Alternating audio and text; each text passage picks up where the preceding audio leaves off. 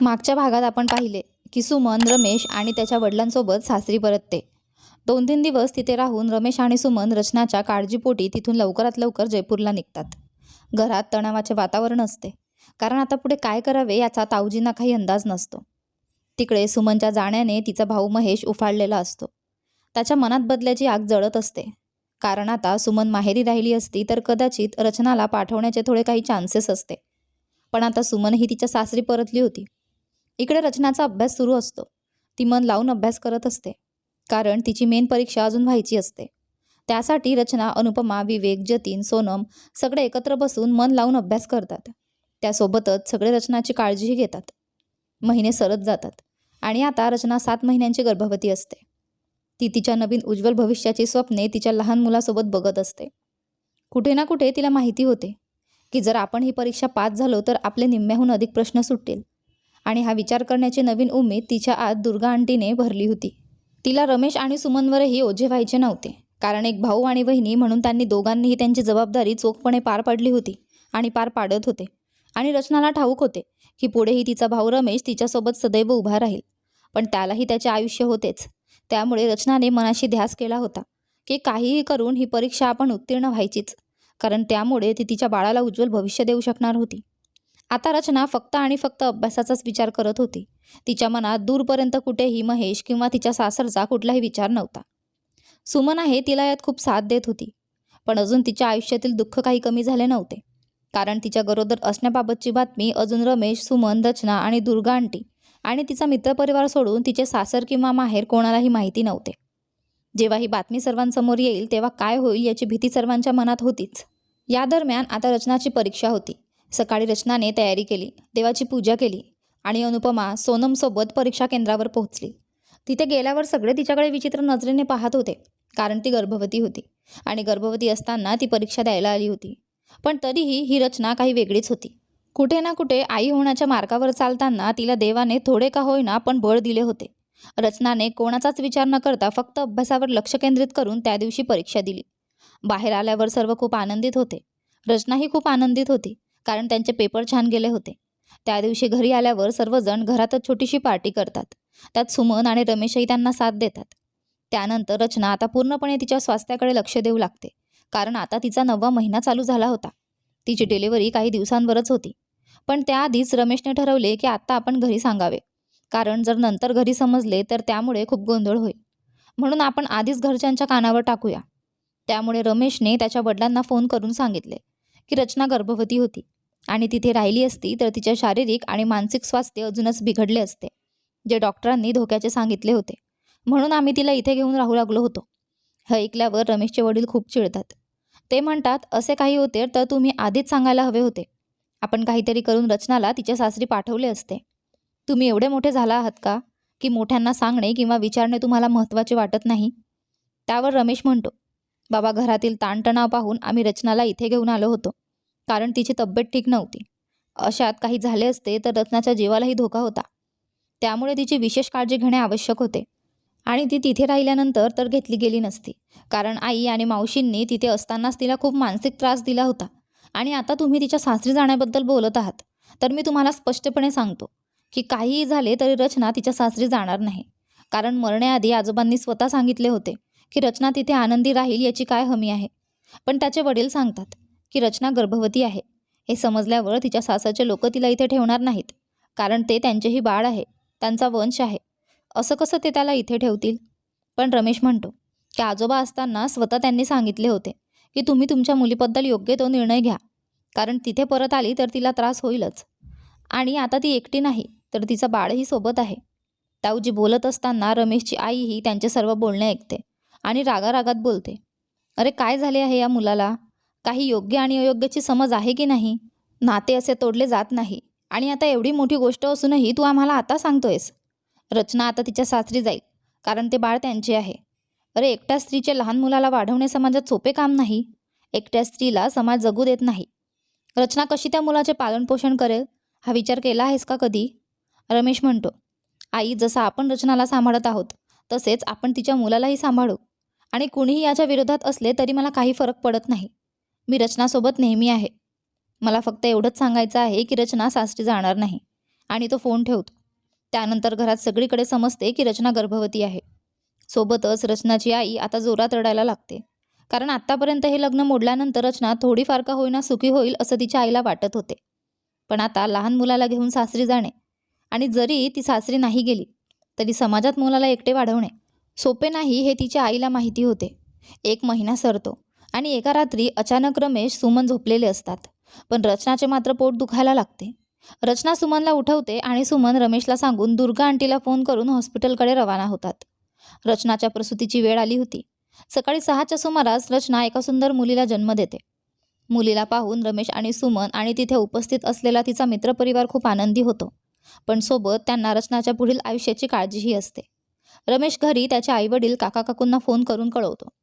इकडे ताईजींचा चेहरा अजूनच रागात असतो की तिला मुलगी झाली. ताईजी लगेच त्यांच्या बहिणीला फोन करून सांगतात की रचनाला मुलगी झाली. आतापर्यंत त्यांनी त्यांच्या बहिणीला फोन केलेला नसतो, कारण रमेशच्या वडिलांनी त्यांना सक्त ताकीद दिलेली असते. पण आता ताईजी तिच्या बहिणीला फोन करून सांगते आणि मग रमेशची मावशी सुमनच्या आत्याला फोन करून कळवते. यामुळे महेशला कळते की रचना गर्भवती होती आणि तिला मुलगी झाली आहे. आता तो फारच रागाने उफाळत असतो, कारण रचना गर्भवती होती ही गोष्ट त्याच्यापासून 9 महिने लपवलेली असते. तो रागात जयपूरसाठी निघतो. जयपूरला गेल्यानंतर त्याला रमेश आणि सुमन जिथे राहतात ती बिल्डिंग माहीत असते, कारण याआधी रचनाचा मागोवा घेत असताना तो तिथपर्यंत पोहोचला होता. पण आजोबांच्या तब्येतीमुळे त्याला घरी परतावे लागले होते. तो आता बिल्डिंगच्या आसपास नजर ठेवून असतो, जेणेकरून रमेश, सुमन किंवा रचना कोणीतरी त्याला भेटेल. रचना आता बाळाला घेऊन रमेशच्या घरी जयपूरला आली होती. 8 दिवसांनी ते पुन्हा डॉक्टरांकडे चेकअपसाठी गेले होते. चेकअप करून घरी येताना वाटेतच त्यांच्या बिल्डिंगच्या खाली महेशने रचनाला थांबवले. महेशला समोर पाहून रचना एकदम घाबरली. तिने तिच्या मुलीला घट्ट पकडले. रचना घाबरली हे पाहून तिचा भाऊ रमेश तिच्यासमोर उभा राहिला आणि महेशला म्हणाला, "इथे का बरं आला आहेस?" महेश त्याला चिडून म्हणतो, "का म्हणजे? मी माझी पत्नी आणि मुलीला घेऊन जायला आलो आहे." सुमनच्याही चेहऱ्यावर भीती स्पष्ट दिसत होती, कारण तिलाही तिच्या भावाचा राग आणि उद्धटपणा चांगला ठाऊक होता. महेश चिडला आणि त्याने रचनाचे केस सोडण्याचा प्रयत्न केला. "यासाठी तू माहेरी आली होतीस?" महेश म्हणाला, "तू यासाठी मला हेच कळू दिले नाही की तू गर्भवती आहेस, कारण की हे बाळच अवैध आहे. किती महिन्यांपासून तू जयपूरमध्ये आहेस म्हणजे याचा काही ठोस पुरावा नाही की हे बाळ माझे आहे. मला सांग, हे बाळ कोणाचे आहे? आधी घरी चल, मग मी तुला बघतो. खूप झाले तुझे वागणे." रमेश काहीतरी बोलणारच होता. तोपर्यंत रचना तिच्या हातातील बाळ सुमनकडे देऊन स्वतः पुढे येऊन म्हणते, "कोणत्या नात्याने मी तुझ्यासोबत घरी येऊ? मी माझ्याकडून तुझ्याशी माझे सर्व नाते तोडले आहेत आणि एक वेळेस विचार करून की तू माझ्या मुलीचा बाप आहे, मी तुझ्यासोबत आलीही असते. पण तू तरी 8 दिवसाच्या निरागस मुलीलाही सोडले नाही. तू तिलाही अवैध मूल म्हणून संबोधले आहे. मग जर हे बाळ तुझे नाही तर तुझ्यासोबत घरी येण्याचे माझ्याकडे काही ठोस कारण नाही. आणि जो माणूस बायकोला अंगावर खुणा बळतीला त्रास देऊ शकतो तो एका मुलीचा बाप असूच शकत नाही. म्हणून ज्या रस्त्याने आला आहेस त्या रस्त्याने परत जा. आणि हा विचार करू नकोस की मी आता गप्प बसेन, कारण याआधी तू ज्या रचनाशी दुर्व्यवहार करत होता ती फक्त एक स्त्री होती, जिने तुझे सर्व वागणे सहन केले.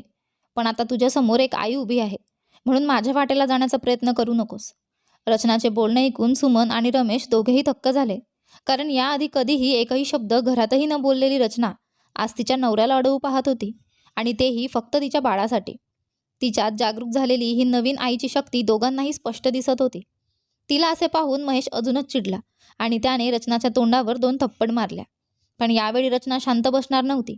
यावेळी तिनेही त्याला 4 ओढून दिल्या आणि म्हणाली की "मी तुला मारायला उशीर केला. या थप्पड तर मी तुला आधीच मारायला हव्या होत्या, जेव्हा तू माझ्या मुलीला अवैध मूल म्हटलास. आणि आता या बाळाला कोणी काहीही म्हणू देत. समाज, घरचे, तिचा बाप, अगदी कोणीही. तिला कोणाचीही गरज नाही आहे, कारण तिची आई तिच्यासाठी सदैव राहील." महेश म्हणतो, "समाज तुला जगू देणार नाही. त्यापेक्षा मी या तुझ्या अवैध मुलालाही ठेवायला तयार आहे. तू फक्त घरी चल." रचना चिडून म्हणते, "जो बाप स्वतःच्या मुलीला अवैध मूल म्हणून संबोधत आहे, अशा बापाच्या छत्रछायेखाली मी माझ्या मुलीला वाढवू शकत नाही. आणि जर आता तू इथून नाही गेलास तर मी आत्ताच पोलिसांना बोलावेल." पोलिसांचे नाव ऐकून महेश रागातच तिथून निघतो, कारण आता त्याला समजले होते की रचना शांत बसणार नाही. जोपर्यंत ती गप्प बनून त्याचा अत्याचार सहन करत होती तोपर्यंत महेशमध्ये बळ होते की तो तिला त्रास देऊ शकेल. पण आता त्यालाही रचनामध्ये झालेला हा नवीन बदल दिसत होता. रचनाने महेशला तर घरी पाठवले, पण आता तिच्यासमोर सर्वात मोठे संकट होते की तिचे ताऊजी ताईची आणि तिचे आईबाबा यांना तोंड देणे. रमेश तिच्यासोबत उभा होता, म्हणून आत्तापर्यंत तिला कोणी काही बोलले नव्हते. पण आता ताऊजींनी फोन करून स्पष्ट सांगितले होते की तुम्ही सर्वांनी बाळाला घेऊन घरी या. 2-3 दिवसांनी रमेश रचना आणि सुमनला घेऊन घरी गावात पोहोचतात. तिथे गेल्यावर सर्वात आधी रचनाची ताईजी तिला खूप ऐकवते. कारण रचनाने महेशसोबत त्याला मारून जे काही केले ते आता ताईजीपर्यंत पोहोचले होते. ताईजी म्हणतात, हेच संस्कार दिले होते का आम्ही तुला, की तू तुझ्या नवऱ्याला मारशील? पण यावेळी रचना गप्प बसली नाही. यावेळी तिने ताईजींना उत्तर दिले. रचना म्हणाली, मी त्याला मारले याबाबत तुम्ही माझे संस्कार सांगत आहात. मग मी तिथे असताना जेव्हा त्याने माझ्यासोबत एवढी घाण वागणूक केली, कालही त्याने माझ्या निरागस 8 दिवसाच्या मुलीला दुसऱ्या कुणाचे अवैध मूल म्हणून संबोधले, मला 2 थप्पड मारल्या. याबद्दल तुम्ही त्याला जाऊन प्रश्न का विचारत नाहीत? त्याचे संस्कार का सांगत नाहीत? कारण की तो पुरुष आहे आणि मी एक स्त्री, जी समाज, माहेर, सासर यातच बांधली जाते. तिचे ताईजी म्हणतात, पुरुष असे वागतातच, एवढे काय मनाला लावून घ्यायचे? आता तू त्याच्या बाळाची आई आहेस, सोबत त्याची पत्नी आहे, म्हणून आता बाळाला घेऊन सासरी जाण्याची तयारी कर. रमेश म्हणतो, आई तू काय बोलत आहे? महेश काल येऊन आम्हाला काय काय बोलून गेला, आणि रचना तरीही तिथे जाईल का? यावेळी रचना म्हणते, ताईजी तुम्हाला माझा त्रास होईल असे मी कधीही वागणार नाही, आणि याआधीही वागली नाही. तुम्ही जे काही म्हटले ते मी केले. इच्छा नसूनही माझे शिक्षण सोडले, तुमच्या म्हणण्याप्रमाणे लग्न केले, तुमच्यासाठी त्या माणसाचा त्रास सहन केला. एवढं करून तुमच्यासाठीच मी तिथे सासरी जायलाही तयार होते. पण आत्ता नाही. हे पाऊल मला माझ्या मुलीसाठी उचलावेच लागेल. कारण जो माणूस स्त्रियांचा आदर करू शकत नाही, तो कधीच एका मुलीचा सांभाळ एक बाप म्हणून करेल, जो स्वतःच्या मुलीला दुसऱ्यांचे मूल म्हणत आहे. मला कोणाला काही स्पष्टीकरण द्यायचे नाही. फक्त मी सासरी जाणार नाही, आणि मी माझ्या मुलीला एकटीने वाढवीन, आणि यात मी तुम्हाला, आई वडिलांना किंवा दादा वहिनीला कोणालाही काही त्रास होऊ देणार नाही, हे माझे वचन आहे. त्यानंतर रचना तिच्या बाळाला घेऊन रूममध्ये निघून जाते. कारण खूप वेळापासून तिचे बाळ बाहेर अंगणात रडत असते. तिला भूक लागली असते. सुमन ही तिच्या मागोमाग जाते. रचनाला कुठेतरी माहीत असते की तिने केलेल्या एवढ्या दिवसांची मेहनत वाया जाणार नाही, आणि ती परीक्षेत पास होणार आहे. फक्त काही महिन्यांची वाट होती. रमेश आणि सुमन रचनाच्या चेहऱ्यावरील भाव सहज वाचू शकत होते. त्यांना तिची घालमेल समजत होती.